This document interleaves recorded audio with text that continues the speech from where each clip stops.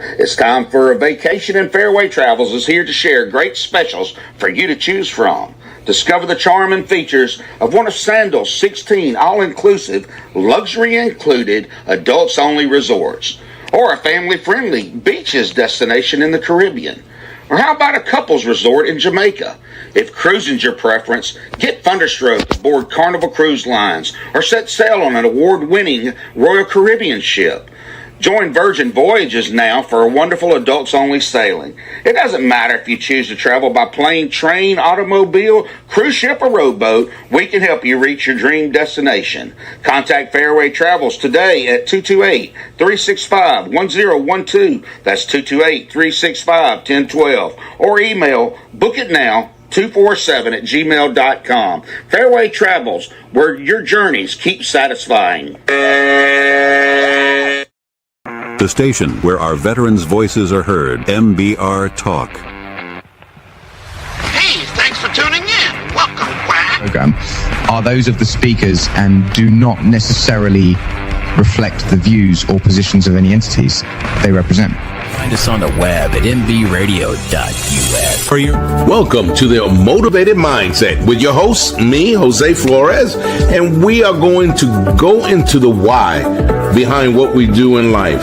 Have you ever wondered what truly drives people? I know I do. What fuels their purpose and motivation? In this podcast, we're going to explore those profound questions, uncovering the stories and insights that shape our journeys.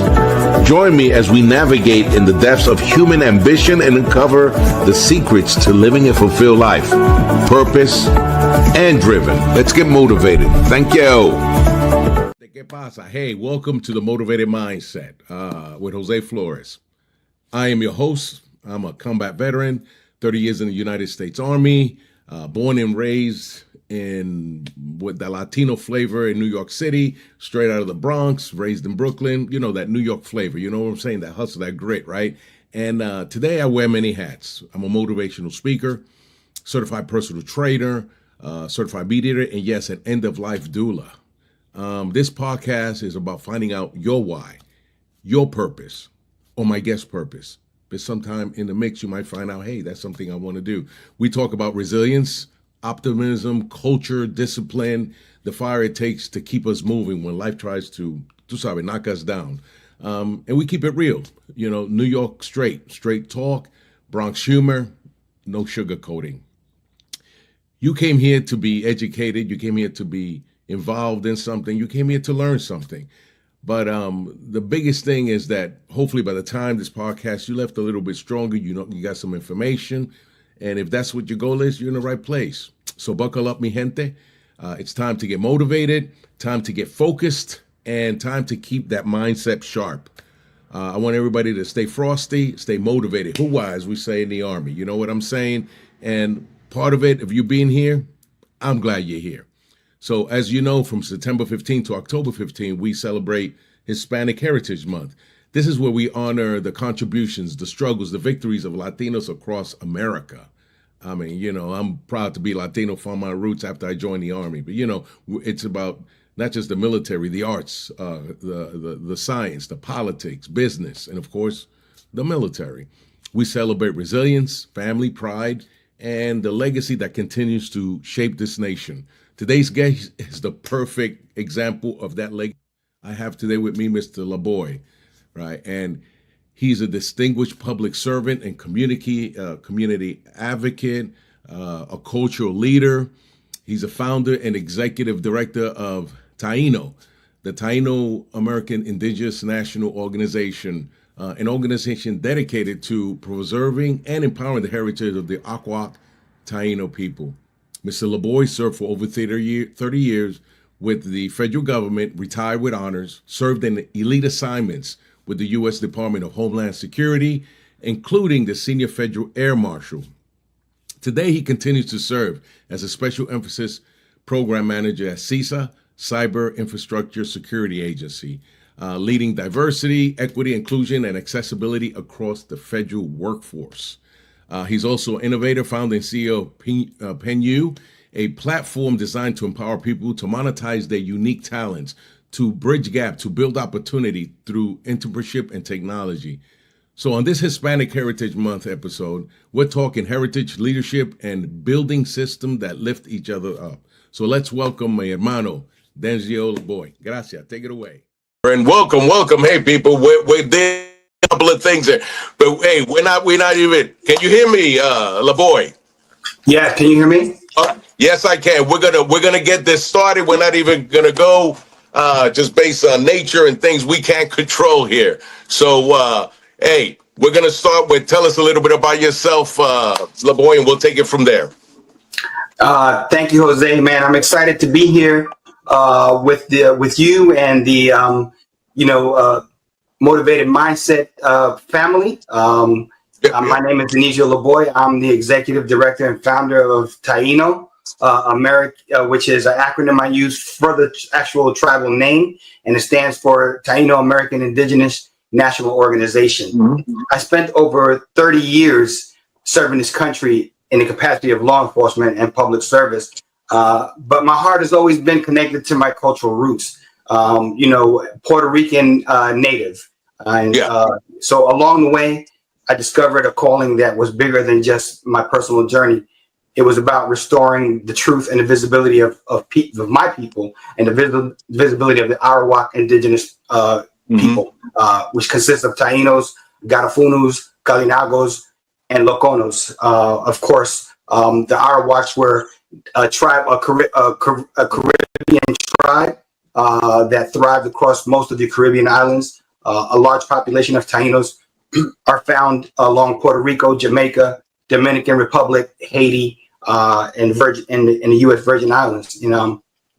So I'm here today to share my story, and yes, sir. It isn't just a history lesson.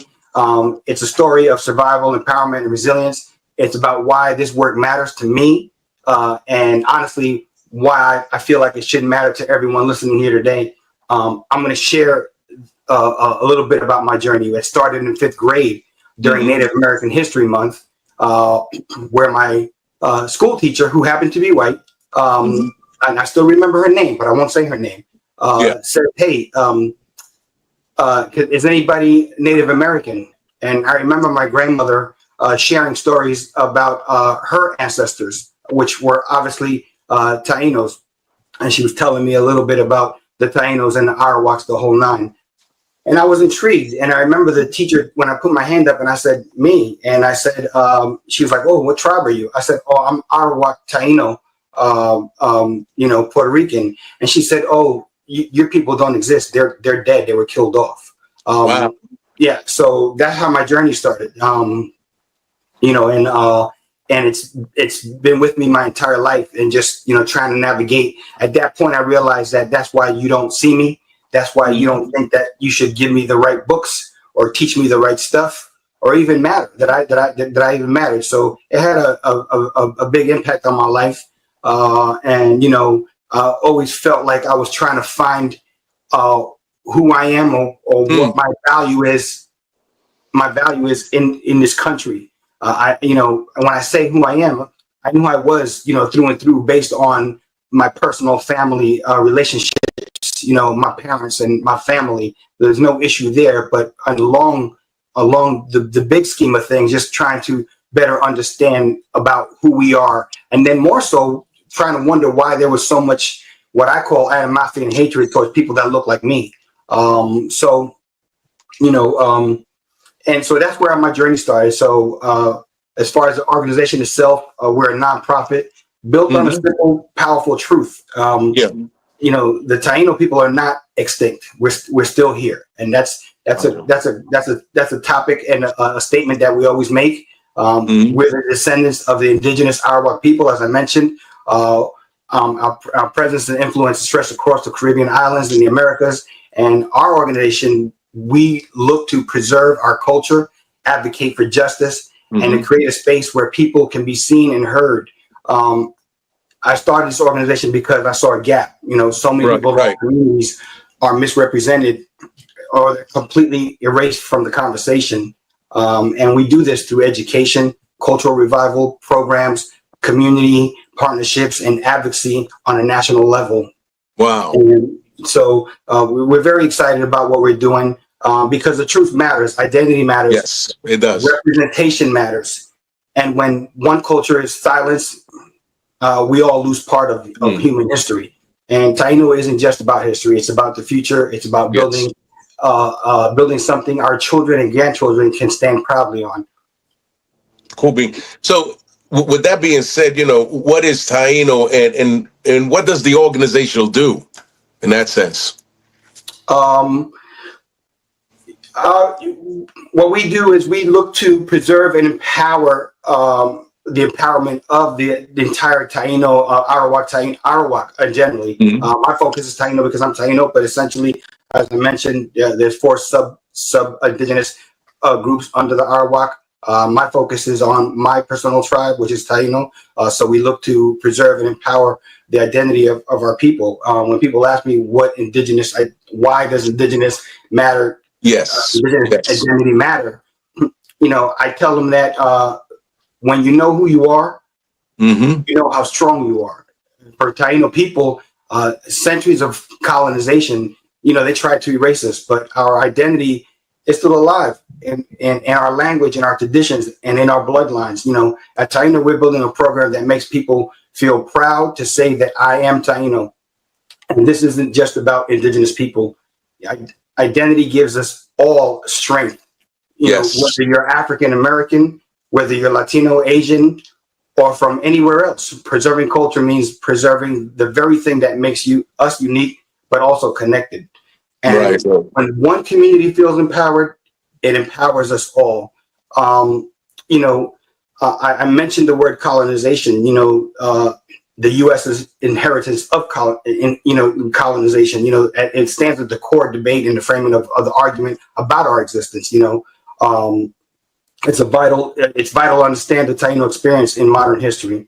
And while the United States did not directly initially colonize the Taino, the U.S. is undeniably inherited the Spain's colonial system after the Spanish-American War in 1898.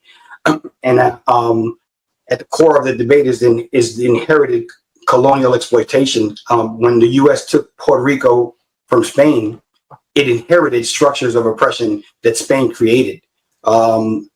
So rather than just work to dismantle them and to do away with those injustices, the U.S. took advantage and they benefited from it, and it perpetuated it even more. And it continued the displacement and disenfranchisement of indigenous descendants people. And the U.S. government was fully aware of Puerto Rico's indigenous descendants, and population. Unlike the treaty posture, where many native nations in the continental U.S. and the U.S. did not recognize Taino descendants. Right. As they didn't recognize it as a sovereign country or a sovereign people. Negotiations of these parties, Puerto Rico was treated as a possession. Spain imposed enforced labor, land dispossession, and cultural erasure. Completely trying to erase us. That's why. If you kill a language, you kill a people, right? So absolutely. The U.S. extended systematic control through territorial governments and laws, and that's how it all started, Right. I would go into the acts, people probably don't know them, but you can look up the Foraker Act in 1900 and the Jones Act in 1917, which actually talks about the interest dependency and ignorance of the indigenous claims. It can get a lot deeper. I know it does. You're absolutely correct. No, I got you. Mm-hmm. And I know you covered some of the why indigenous matters, because it does matter, And I know you can cover some more of that if you wanted to on that. I also mentioned, unincorporated territory, right? Yes, you did. Yes. So just to give you a better bird's eye view of what that means, an unincorporated territory is a land that's controlled by the United States, but it's not considered part of the U.S. in full constitutional sense. So right. People living there are subject to U.S. laws and authorities, but they don't have the same rights or representation as people in the U.S. states. Congress decides which parts of the Constitution apply to the territory instead of the whole Constitution applying automatically. To put in like basic layman terms, think of it as renting a house you live in. You pay. You're bound by the landlord's rules, but you don't own it or get the full benefits of ownership. Puerto Rico and other unincorporated territories are rented spaces under U.S. control. They belong to the U.S., but they're not fully included as equals. And additionally, there is historical evidence of Taino land in existence through like archaeology, like you talked about. You see, there's been settlements and ceremonial sites across Puerto Rico, Española, Cuba, Jamaica, and there's also Spanish records, and there's chroniclers, right? For example, like Bartolome de las Casas. I may not be pronouncing it completely correctly. Where there's documented records of caciques and governance in the land. And then there's also continuity, which talks about genetics, linguistics, and cultural studies. Living communities and organizations today can be found in many rural communities in Puerto Rico. I just came back from one with my wife and my brothers and our family. We visited the Parque Ceremonial Indígena de Caguana in Utuado, where if you go there, you got to ride through a bunch of mountains to get there.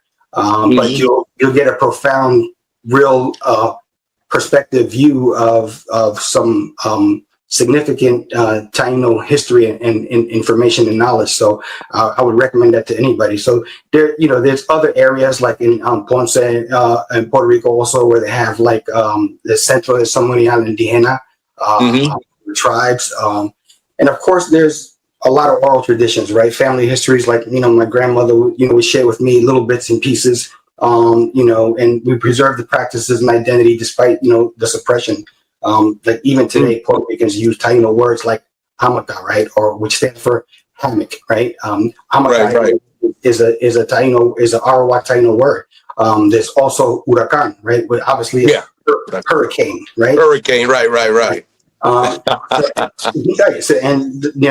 And then there are traditions like the cassava bread, right? Making spiritual reverences for our ancestors. They still trace directly back to Taino heritage, and it's all proof that we never disappeared. Our culture is still alive in our daily life.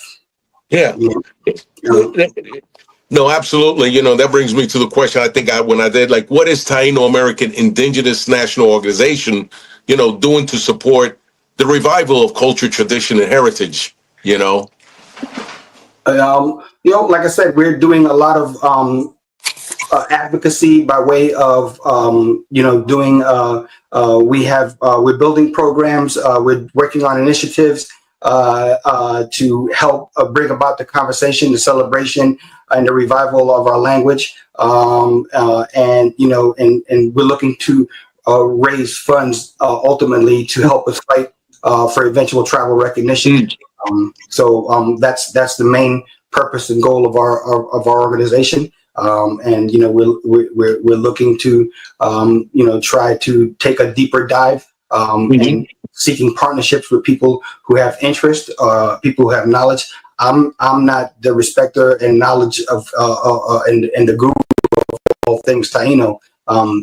Essentially for me, this all I started really, mind you, like I said, this happened when I was in 5th grade. It wasn't until 15 years ago where I started seeing stuff on the internet and finding stuff on the internet that talked about the Arawak Tainos and our connection to for us from here in the U.S. or those people who have like Caribbean blood in them in some of the islands that I mentioned and their connection to the Taino bloodline. So it's still fairly new subject, right? Is what I'm saying. People are still learning. I'm still learning. I consider myself a lifetime student. I'm just hoping to try to get more people involved. People who are willing to teach, people who are willing to learn, and people who are willing to support us for the greater good.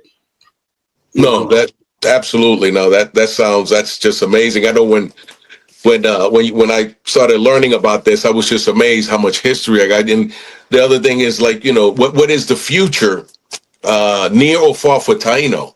I think, and what are you all doing, working on it to achieve that? And how can everybody watching, can assist and help? Well, great question. I appreciate it. We're working to, like I said, revival cultural traditions and heritage. One of the most beautiful parts of our work is bringing traditions back to life. Like, we host storytelling events, cultural gatherings, and educational programs that teach about Taino language, ceremonies, and in even our arts and music. For example, as simple as teaching young people Taino how their grandparents' customs connect back to the indigenous traditions, and it gives them their roots, and roots gives you resilience, right? So right. Reviving culture isn't just about nostalgia; it's about creating continuity, so the next generation doesn't grow up disconnected. When people witness this, they and even those outside of the community, they realize it's not just a Taino story; it's a human story, and remembering where we come from. Right. Taino also stands in like I said, in the fight for justice. For sovereignty. Indigenous communities across the United States and the Caribbean still face systematic challenges in the lack of representation, economic inequality, and policies. And they ignore our voices. So we advocate for fair treatment and for acknowledgement in education systems. And for inclusion in national conversations about equity. This matters for all of us because justice for one community strengthens justice for every community. When you stand with indigenous voices, you stand up for the principle that no group should be silenced, ignored, or misrepresented. Right. So, absolutely. Sovereignty means dignity, and dignity is something every person listening deserves. So everyone here deserves dignity, right? And deserves to, know who they are, where they come from, and feel proud about it. We're supporting intergenerational healing. Our communities carry that, what we all call intergenerational wounds, that's deep. Trauma passed down through colonization, displacement, and cultural erasure. But the good news is that trauma can be passed down, and so can healing. Right? Yeah. So if we can make it through the trauma, we can also heal. Right. So at our organization, we create a space where elders can share knowledge and stories with youth, with their families, can reconnect with traditions, and where people can have a safe place to heal and to be a part of. And honestly, this is a universal lesson. So healing isn't just for indigenous people; it's for everyone. We all have things in our families that we carry, but when we sit down, share, and build bridges between generations, we find strength, forgiveness, and the ability to move forward together. We're here to challenge the myth of our existence. Right. One of the biggest lies ever told was that Tainos were extinct, and like I said, that teacher told me that we were dead. So I knew right then and there that as far as she's concerned, I was just a figment of her imagination. I didn't. But I'm here for an organization that's here, and thousands of Taino descendants are still here. So the myth is obviously inaccurate. Yeah. And one other question I know you posed was, we want to reiterate the needs, your efforts from the motivated mindset perspective, on ensuring listener engagement. What else would you like to offer in this regard when we talk about that in that format? Before I get into that, I actually want to, it feeds into that, but some of the things we're working on, because I know you asked what are we doing in the future. Right. Right now, we're currently working on what I think are two major events. One is a key initiative. I think my vice president is on here. I want to give her a shout out, Yvette Delgado, because oh my goodness, I'm jumping off course right now, but I have to share this because I'm humbled and I'm excited, but I'm also proud. Right? So Yvette was my mentor Wow. going into my current career as a special emphasis program manager.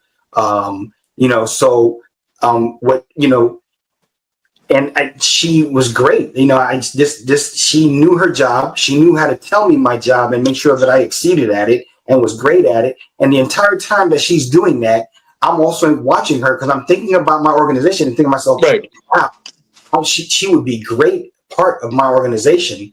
And jumping fast forward, one day we're having a conversation. I said, "Hey, I'm doing this. Would you take this ride with me?" And she said, "Absolutely." And then, without even batting an eye, and now she's, like I said, she's probably serving as my vice chair from our organization, and she's doing a great job. And what I love about it is that I'm learning from her still, right? And yeah. So, and so we're working well together because none of us have egos. One of the things that I try to stress with our organization is, like I said on this podcast, I don't have all the answers. I don't know everything. Right.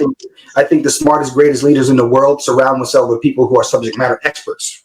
I may not be the subject matter expert, so I'm going to find me the subject matter expert to these things to make sure that we shine, to make sure that we the best things, so it's already an amazing ride. So to get back now to the response is, I said, Yvette, we need money.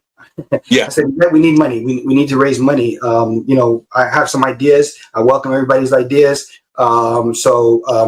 She's working right now, organizing our VIP fundraiser, exclusive fundraising event.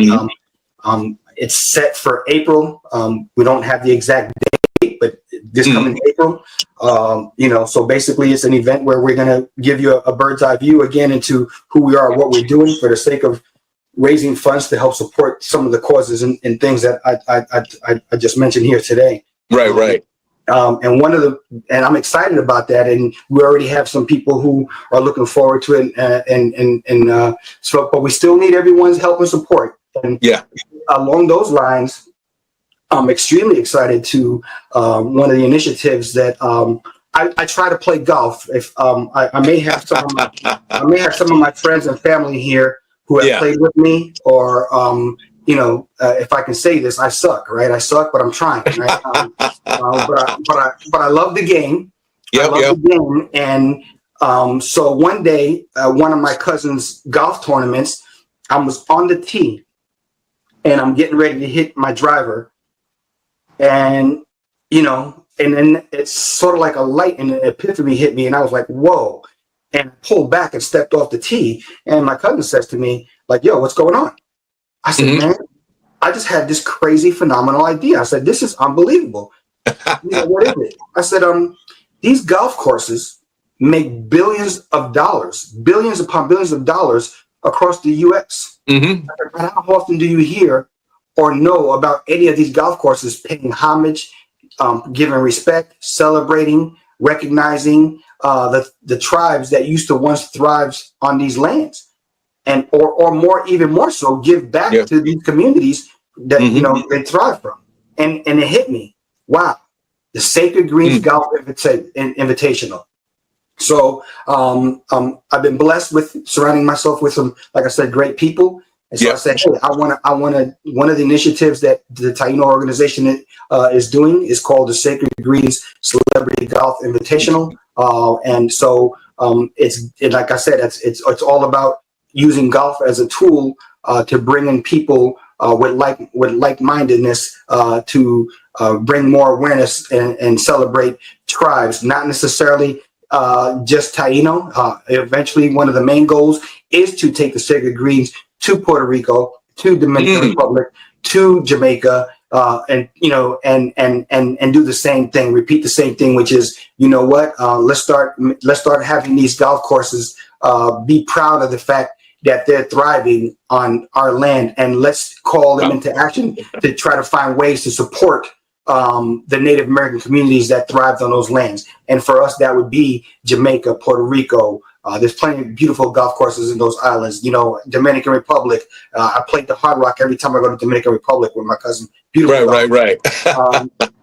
So we're I don't know if James is on here, but we're going to be. So we already have some buy-in from several celebrities, which we're very excited about it. I don't want to put their names out there, but right now it's very early. But we have some high-level professional athletes and major players within the local community, in our government, who are basically, hey, I love it, and this is something that's needed. This is something that we have to do. And I don't know if Keith Colston is on here. I'm hoping he is. Keith, I'm sorry. I'm about to put you out there, Keith, if you're listening. But Keith, his name is Keith Colston.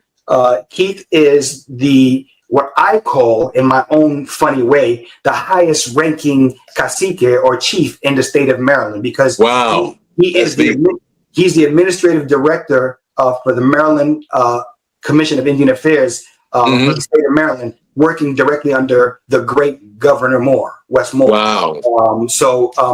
He was very key in helping me or getting me on my path to start this organization, because we were having a conversation and he said to me, what are you doing with your tribe and your efforts? You and I talked about this and that, whatever.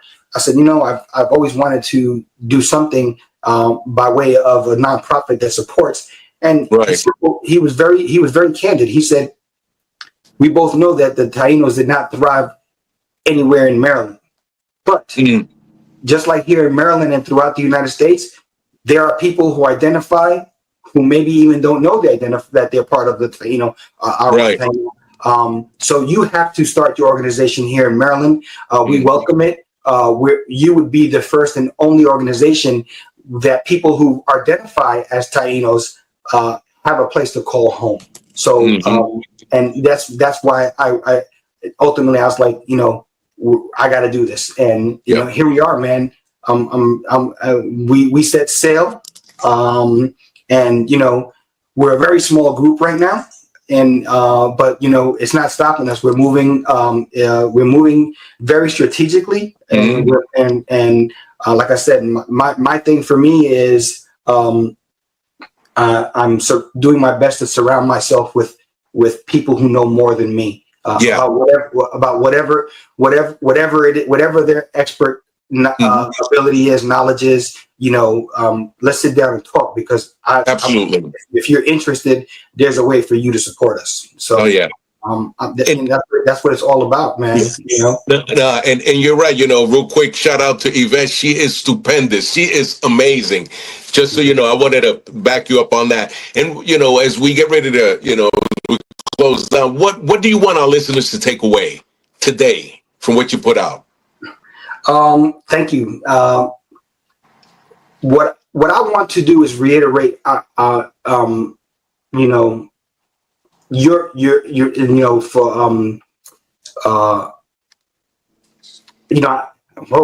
losing my train of thought here. Well, I'll just say this: have you ever felt like you've been erased or overlooked? Imagine an entire people living that reality, right? Visit our website, tainonatives.org. TAINO natives, NATIVES.org, and just follow our journey on social media at Taino AMER, Taino Amer. I don't spell it out. Indigenous, the word national, NATL, or a Taino Amer Indigenous National Organization on Instagram, and on TikTok at Taino Aino, TAINO AINO. We hope to inspire identity, justice, and resilience. This is the Motivated Mindset podcast, man. Let's try to remain positive. Let's try to bring continued energy, and especially in today's current climate. My mindset has always been this: like, obstacles are not stop signs. They're opportunities, right? We Taino people face colonization, oppression, and erasure. But we're still here, and that's the mindset I carry into everything I do. If our culture can survive for 100 years of being told it's gone, then listening and surviving whatever challenges is in front of you right now, it should be nothing. Resilience Absolutely. is in your DNA. It's not just Taino DNA, but human DNA. Yeah. And you're also looking for volunteers, ain't you? What are you looking for? Yes. Yeah.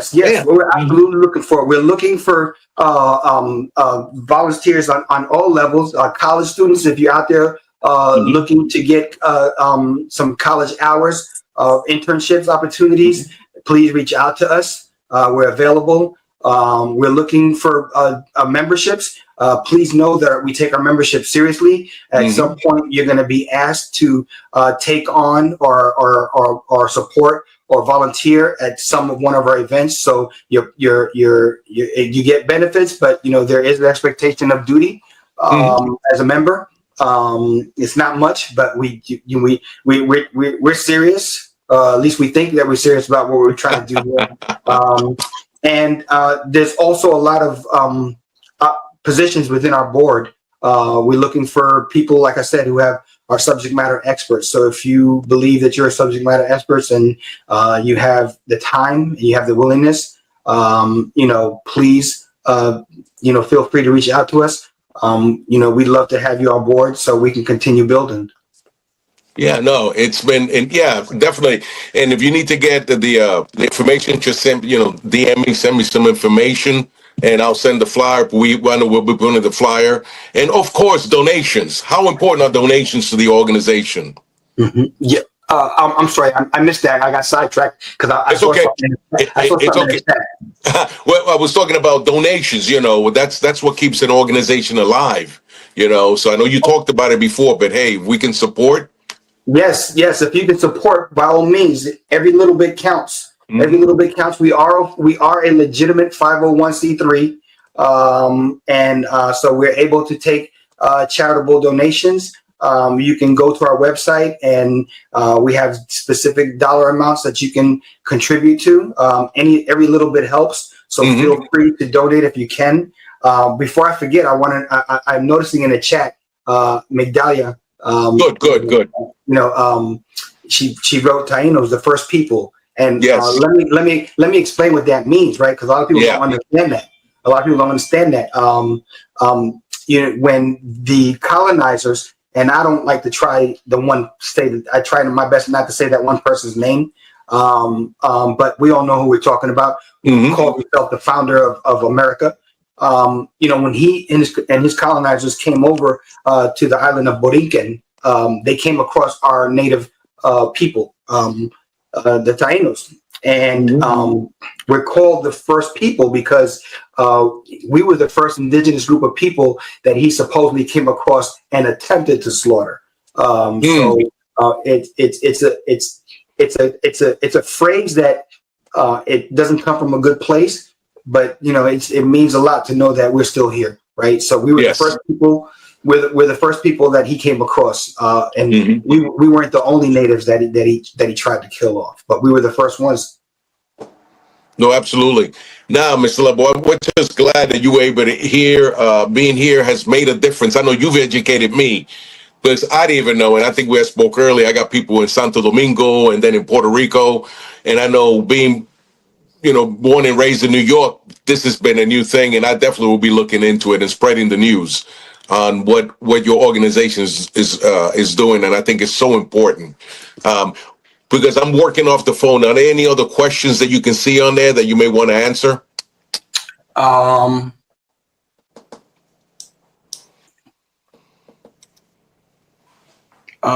don't. Nope, I don't see. All right. I don't see any here. Try you. So no questions. But if there's time, I can take one or two questions. Yeah. Omar, thanks for joining. Everybody, thanks for joining here. I appreciate you guys taking the interest. Supporting me, supporting Jose. This is an amazing platform you have, and I appreciate you. And I look forward to coming. I can't control Mother Nature when they hit the, and that's exactly what happened. We got hit and then just power surges. So, but that's okay. We made it work, and I wanted to make sure that you put out what you needed to put out, and that your voice is heard, our voices are as Latinos, because I think that's so important, finding our roots, and if there's anything else you want to put out and just, I just want to say thank you for the audience and putting up with, what happened. Oh, no, man. I want to thank my grandmother, right? Posthumously, Okay. right? Because without that information, without that knowledge, this would have never been my journey. Yeah, absolutely. But that's all we got. And like I said, in the future, when you write your book and I see you on the Hollywood Star getting that award, brother, I will be reaching out to you, man. And I'll just say this for everybody who's listening, and my wife will tell you too. I'm not one of those people who forgets, right? So if I knew you now, I'll know you at that time that you're talking about. Absolutely. Cool beans. All right, my man. Thank you. But I want to say thank you to everybody for, putting up what we did here. But I think, people got a lot out of it, and especially if they go on the website, please go on the website. It is so informative. And volunteers, we need volunteers. And we'll be putting that out also. So just thank you. Volunteers and leaders. We need leaders. We need people who are willing to step up for the cause. And please reach out to us. All right. Cool beans. Well, gracias por todo, Mr. LaBoy. I appreciate it, and I appreciate everything that you're doing. Adelante. Thank you. All right. Ladies and gentlemen, thank you for tuning in to Military Broadcast Radio. As we wrap up today's show, we want to remind you that the podcast of today's episode will be available right after we go off the air. So if you missed any part of the show or want to listen again, be sure to check it out. And remember, we're here to support and honor our veterans. Your stories and experiences matter, and we are committed to giving you a platform to share them. That's right. We're here to give our veterans a voice. So don't forget to catch the podcast and stay connected with us. Giving our veterans a voice.